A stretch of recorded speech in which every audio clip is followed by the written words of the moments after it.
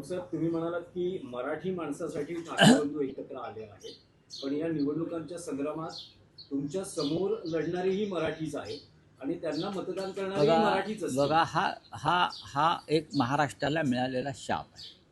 छत्रपती शिवाजी महाराजांच्या काळापासून मराठी माणसानंच स्वराज्याला विरोध केला.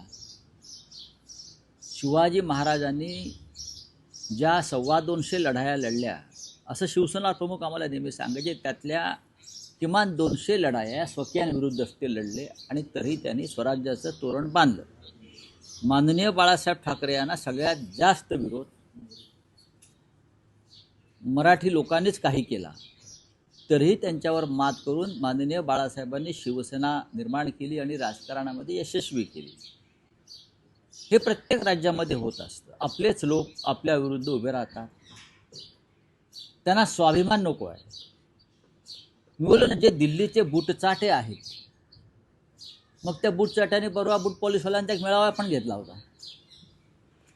ते प्रॅक्टिस करतायत चांगल्या प्रकारे दिल्लीचे बूट कसे पुसता येतील किंवा बूट कसे चाटता येतील, त्यांची एक रंगीत तालीम सुरू आहे.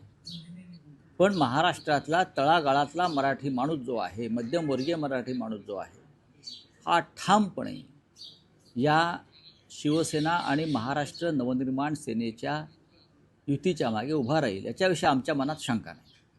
आज शरद पवार या युतीच्या व्यासपीठावर असणार आहेत का? एनसीपी या युतीत असणार आहे का? कालच शरद पवार गटाचे मुंबईतले सगळे पदाधिकारी हे वर्षा गायकवाडांना भेटायला गेले होते आणि साधारणतः तुम्ही जेवढ्या जागा देत आहात तेवढ्यावर ते समाधान नाही आहेत. त्यामुळे बघा की एकत्र येतात. बघा, राष्ट्रवादी काँग्रेस पक्षच काय, काँग्रेस पक्षाने आमच्याबरोबर असावा अशी आमची भूमिका आहे. आमची भूमिका आहे की भारतीय जनता पक्षाचा पराभव करूया. मुंबईचा बिहारची निवडणुकीचा निकाल लागू नये, तो आम्ही लागू देणार नाही. राष्ट्रवादी काँग्रेसला जयंतराव पाटील, सुप्रियाताई सुळे, स्वतः शरद पवार याच्यामध्ये लक्ष घालत आहेत. युतीमध्ये किंवा आघाडीमध्ये प्रत्येकाच्या मनासारखं होत नाही.